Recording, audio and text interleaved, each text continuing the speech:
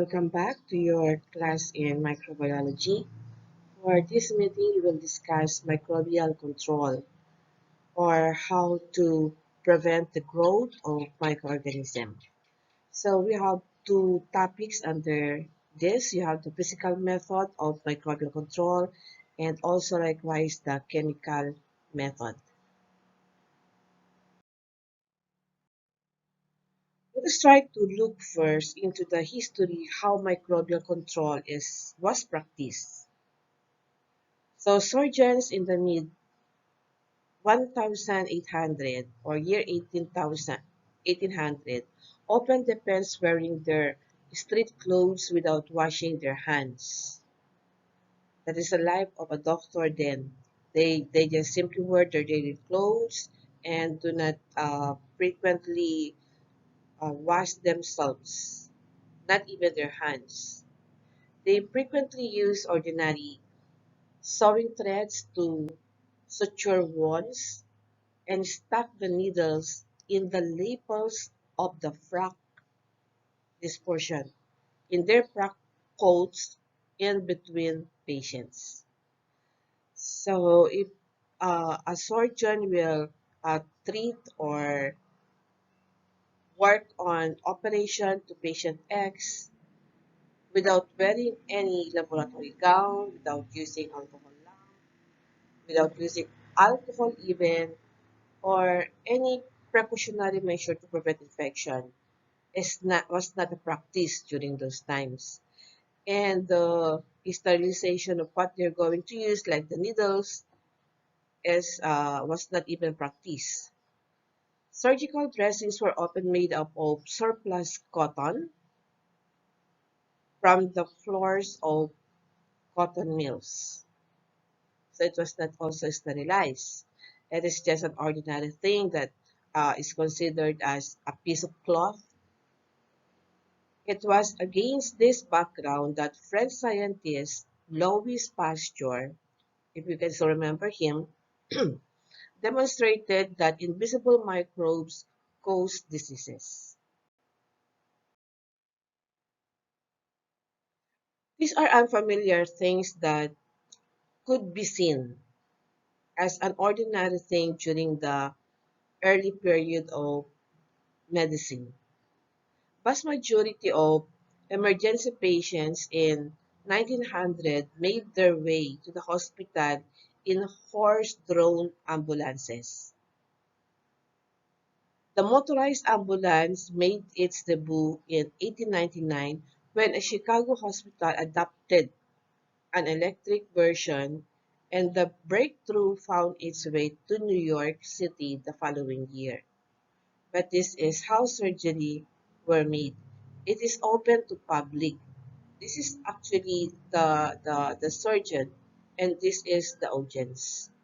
So for medicine doctors or even interested persons about a certain medical activity on surgery, they are seated in this manner and they are exposed directly to the patient and the doctor working with the surgery.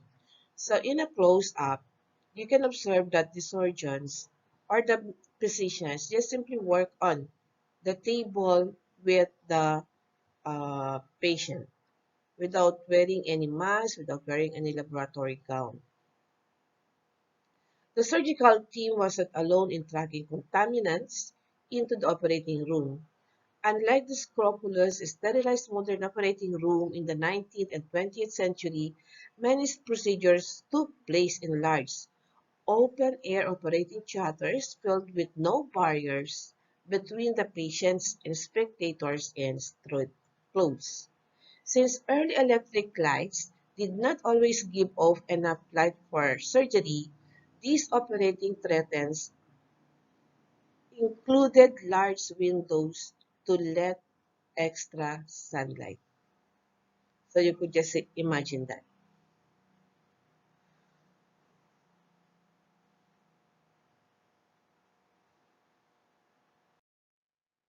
In the 19th century, surgery was risky and dangerous. and patients undergoing even the most routine operations were at very risk at high temperature.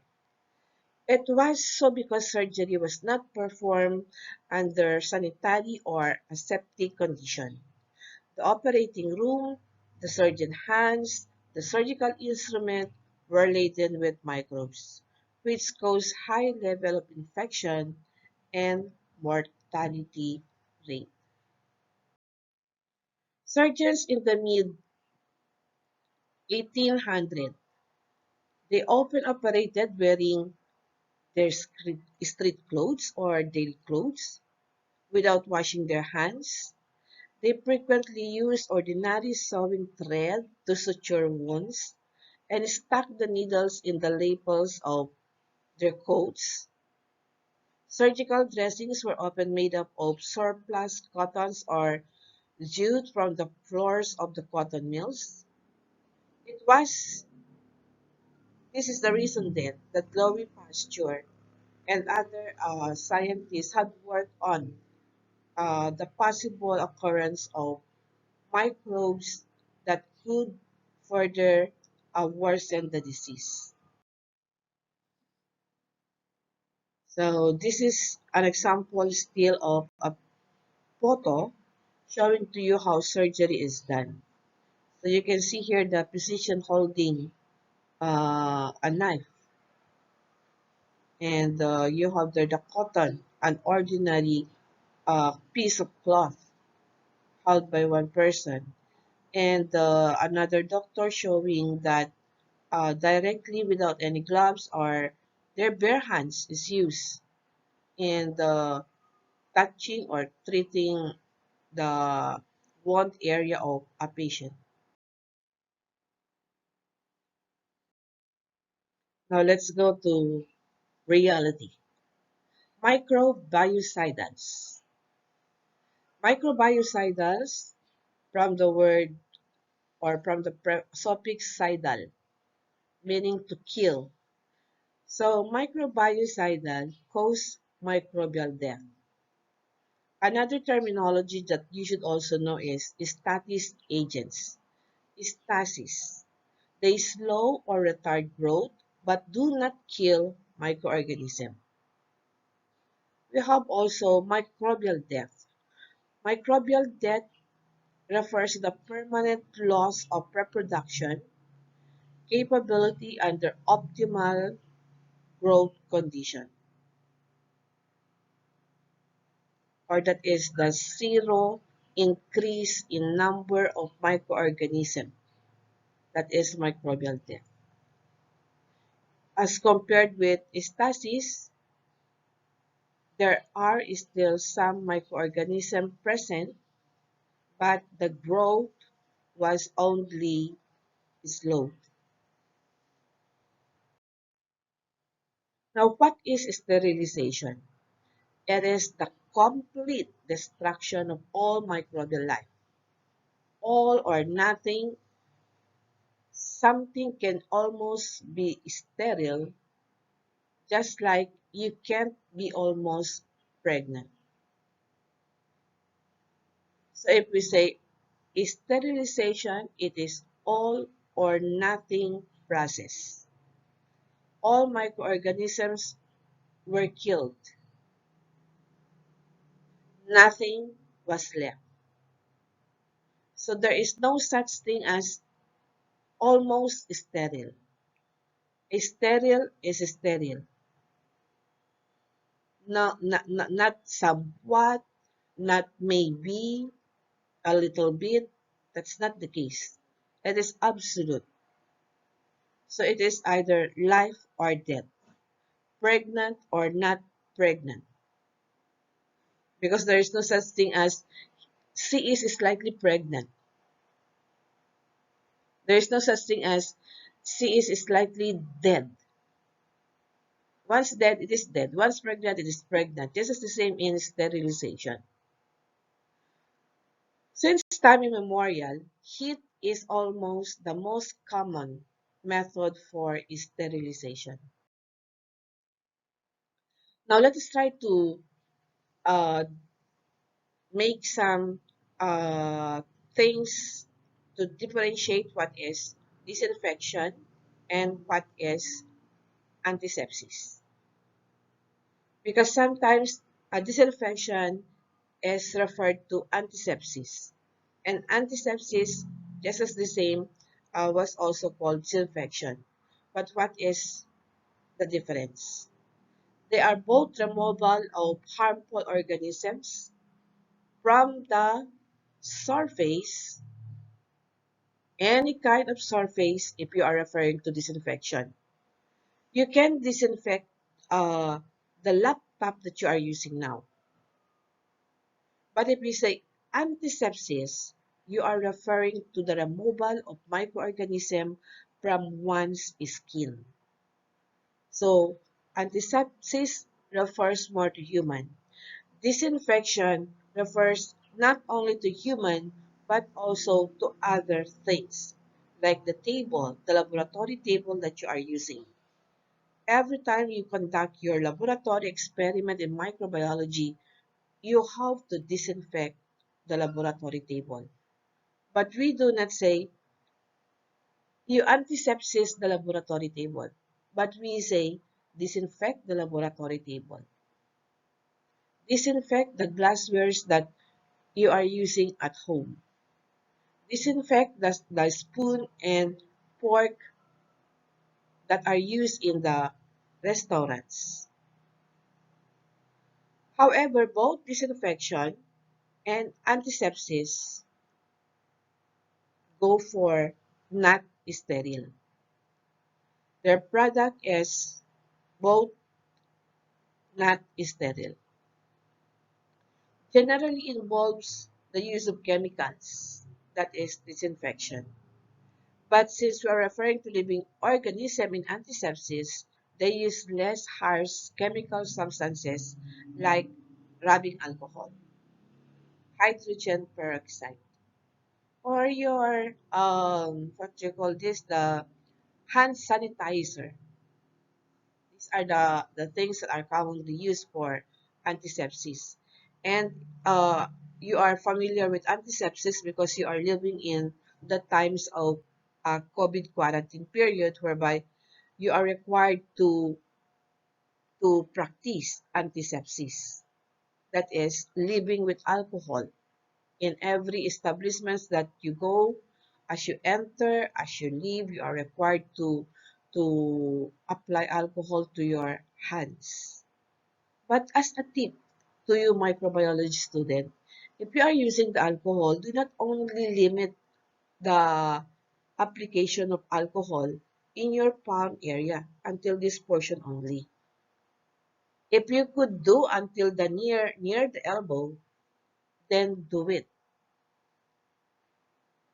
And then for disinfection, uh, example is the best pin. This is the most common used thing in hospitals and clinics, and even in most laboratory rooms or establishments, because there are some laboratories that are specialized with microorganism or medical analysis.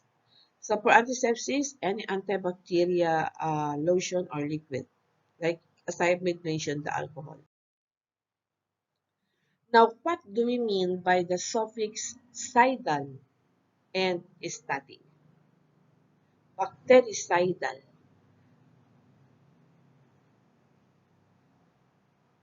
Cidal means to kill. Bactericidal are agents or chemical agents that kills bacteria. Static means to prevent or to inhibit. Bacteriostatic. Bacteriostatic agent will only inhibit or prevent the bacterial growth. Growth will resume after the agent is removed, either bactericidal or bacteriostatic, because its effect is no longer that effective. There are different methods to destroy or reduce. the growth of microorganism in a certain area. It could be physical, it could be chemical, or it could also be mechanical. Primary targets are microorganisms capable of causing infection or spolates are the following: vegetative bacterial cells or the endospores, fungal hypha and spores for the case of yeast. So they are more of the appendages. And then protozoan, trophozoites, and cysts, worms, viruses. These are the primary targets of microbial control. Cellular targets of microorganisms includes not only the appendages but also the cell wall, the cell membrane, the nucleic acid, and protein. Here is an illustration telling to you the option for microbial control.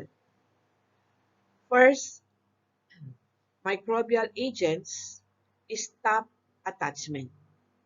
So if attachment to the skin was prevented, it stops growth. Or directly, the microbial agent stops growth. Or sometimes it stops the contact. However, a better microbial agent should kill, not only stop, not only prevent the entry, but it kills already.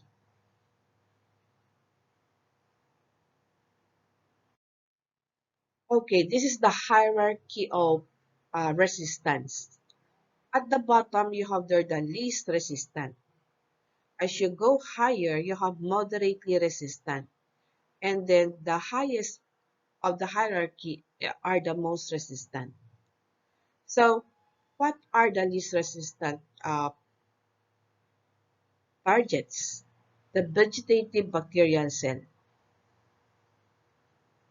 And then moderately resistant includes the cyst, the fungal zygospores or the spores itself, or even the naked virus. That is the most favorite thing for a virologist to look into because that is the easiest way to kill virus or stops the growth or DNA multiplication of virus. And the most resistant are the bacterial endospores. So the types of control that we are going to focus on includes sterilization. Now, what is sterilization? Is sterile. It is the process to destroy all what I mean here is all viable microorganism, including the virus and then the spores. And what is used here are the microbiocidal. Disinfection, a process to destroy vegetative pathogens, but not endospores. Disinfection is used or applied to inanimate objects, like the ball pen that you are using. If you apply alcohol, that is disinfection. To an open wound, if you apply hydrogen peroxide or the agua oxigenada, that is disinfection. Antisepsis, hence, we are trying to disinfect a certain exposed body part. Sanitation, this is the process of cleansing technique that mechanically removes microorganisms. So washing, just simply washing is a form of sanitation. Covering your mouth is a sanitation. Using gas mask, using face mask, using face shield is a form of sanitation. Then have the term or accept the term degermanization. Degermanization is the reduce in the number of microorganisms.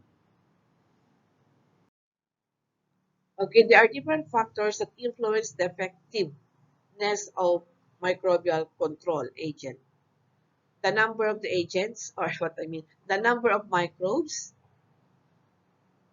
Of course, the greater the number of microorganism, the more that you need a stronger microbial agent. Nature of microbes in the population. So if you are trying to kill something that survives in low temperature, of course, you do the reverse. You increase the higher temperature to lose that cold temperature. So cyclopiles could be killed with just simply increasing the temperature. Just as the same with thermophiles, how to kill the thermophiles, you subject them to low temperature.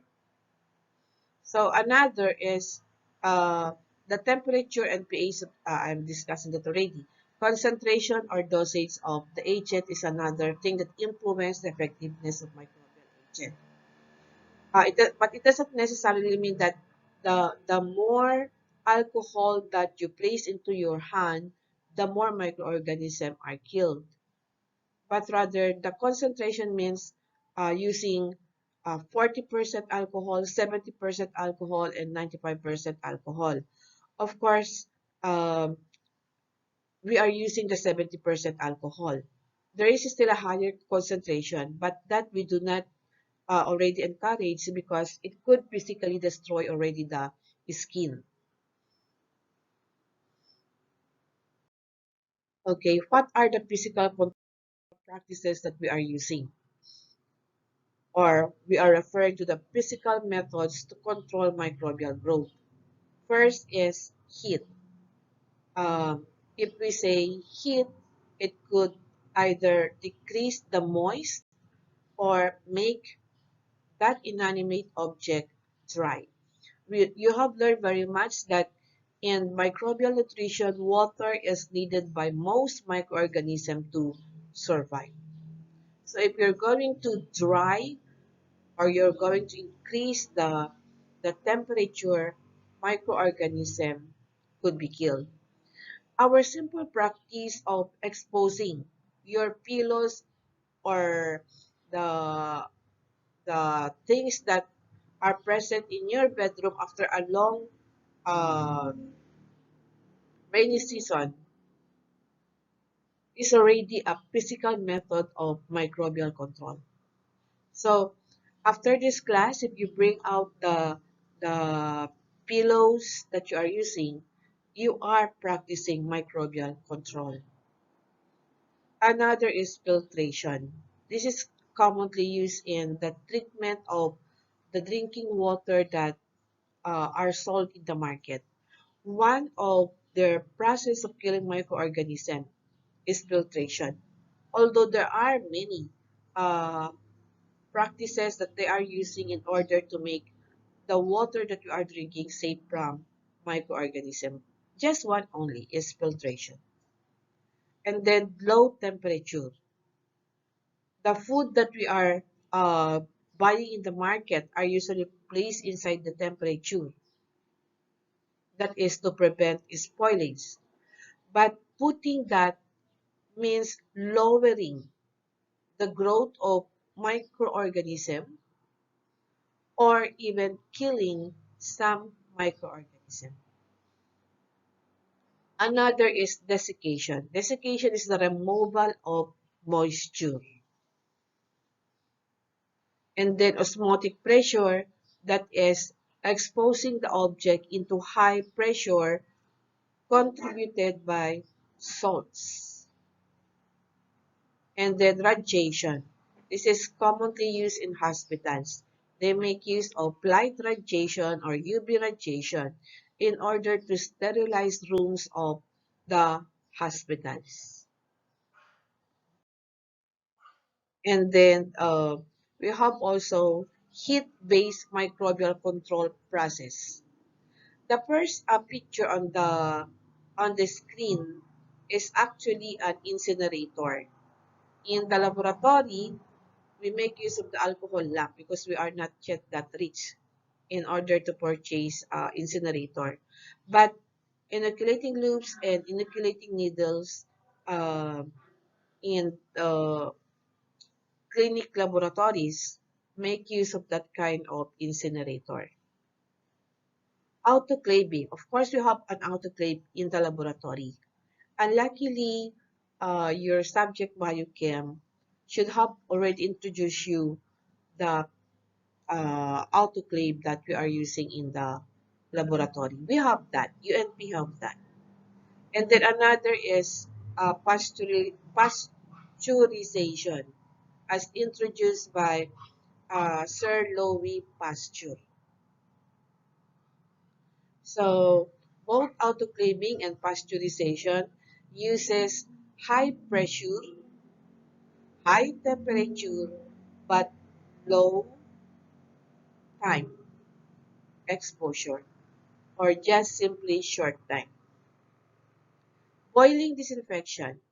However, I'd rather go for autoclaving or pasteurization if we are doing laboratory works rather than just simply boiling. This is the autoclave. This is the kind of autoclave that we are using in the lab. What kills the microorganism is the steam under pressure. The temperature is above 100 degrees centigrade. That's why we are able to produce steam. Very high penetrating power because of the pressure given. Those are the things that kills bacteria and spores, leading to the denaturation of. You need high temperature, you need high pressure in order to denature the protein. Typical cycle for autoclave or autoclaving is 30 minutes at 1 atm or 18 psi at 122 degrees centigrade. That is the capacity of our autoclave in UNP lab. The items to be sterilized must be heat stable. That is the very reason why it is Sir Adonis that usually works with you if we are working with autoclaving, because he checks whether the items that you are going to place inside the autoclave is properly packed or properly labeled also. And the position or the arrangement inside the autoclave also needs some precautionary measures. Dry heat sterilization. What are these? This includes your incineration. It kills by oxidation. Flaming or inoculating loop is an example of a dry heat sterilization. Hot air sterilization using the oven. This is one of the last activity in microbiology of last year.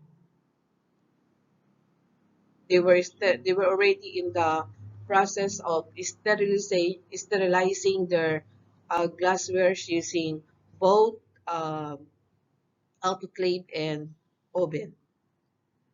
Temperature required is 170 degrees centigrade for 2 hours. Oven sterilization also requires that the items be heat stable. And then we have also pasteurization.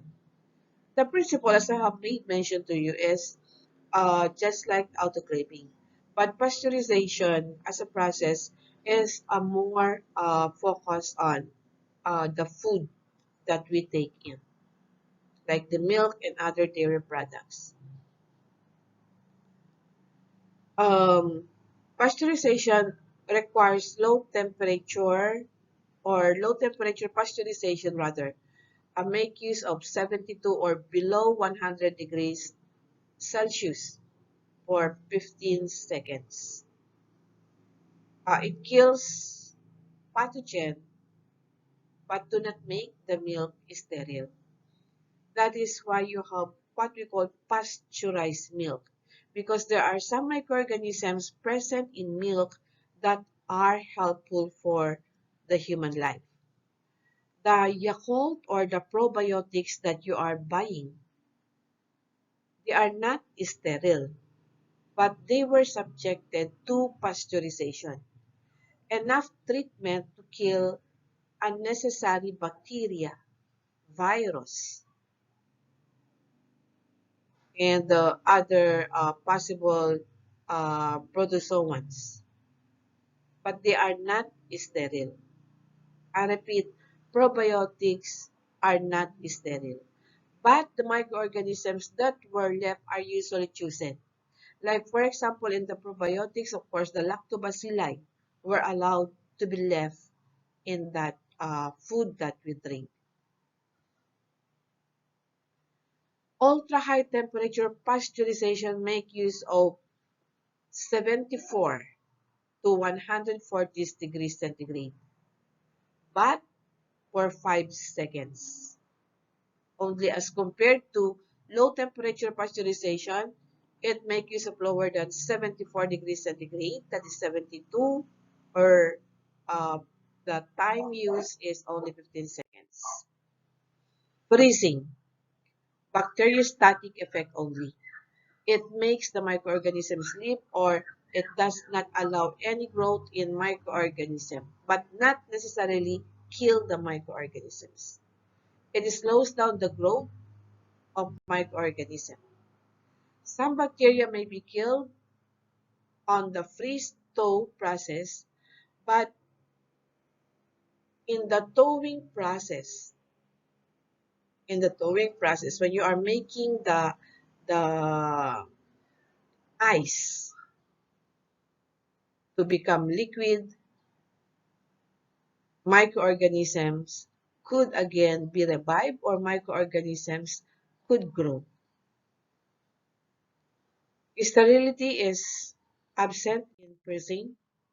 Desiccation. It is a drying out or removal of water. It is only barriostatic. Once water is added, microorganism will grow. And then you have osmotic pressure, high salt. The pressure from high salt or sugar content can be preserved, or can preserve foods by preventing bacterial growth. Again, it is only bacteriostatic. These are used in most food preservation, like adding salt, adding more sugar. Molds and yeast often still grow. Then you have radiation. Ionizing radiation like X-ray, gamma particles penetrates and damages the DNA. Take note, the target of radiation is not only on the surface of the cell, but it goes towards the DNA. The target is the DNA. There are types of radiation: ionizing radiation, gamma ray radiation, short wave radiation. Continuous exposure to ionizing radiation does not achieve uh, sterility, but these are used in some food laboratories. Sterilizing plastics and other medical supplies. Non-ionizing radiation, longer wavelength, UV radiation. UV radiation is also used in some hotels in order to sterilize the rooms. Uh, of course, the main focus is the DNA. There are also some germicidal lamps that are now used. The germicidal lamps, the bulb used are usually the UV lights. They look like the fluorescent light, but what they emit is UV, or ultraviolet radiation. So this is how uh, the ionizing radiation works. You have the radiation source. This is the barriers. The barriers serve as preventing some exposure, unnecessary exposure, and it directs to the cell itself. So the focus is on the DNA molecule. Okay, this is how water swimming pools were also sterilized. Okay, this is a simple illustration of filtration in water treatment, and sometimes filtration is also used in ordinary laboratory or clinical laboratory practices. This is the ultrafiltration used in water. And we have the chemical agents. The targeted chemical agents are the cell membrane, the key protein, and the nucleic acid. And these are the things that are usually seen in the laboratory and also likewise at home. In which you might not know, but these are chemicals, and these are chemicals that could kill microorganism by protein denaturation. So you have the Clorox. That is the reason uh, why during the COVID period they ask you to have a dilute Clorox solution to prepare, and then use this to wash the hallways.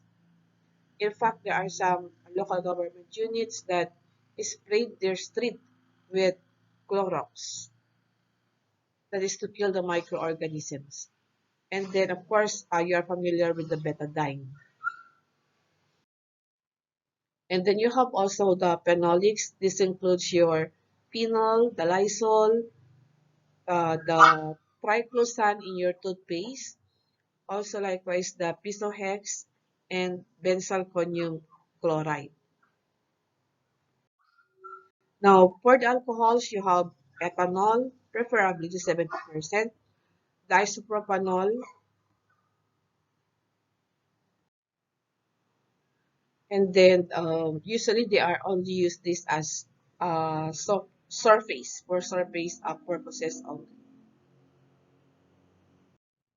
And then, of course, you have the hydrogen peroxide or the agoxygenada. They attack the DNA and protein. So do not be afraid if bubbles are produced. There are some children that thinks that the bubbles produced are the microorganisms already present that had caused the infection of their diseases. No, that is not the action. Why hydrogen peroxide form the bubbles is the reaction of the hydrogen peroxide and the blood produces free oxygen. So it forms now the bubbles.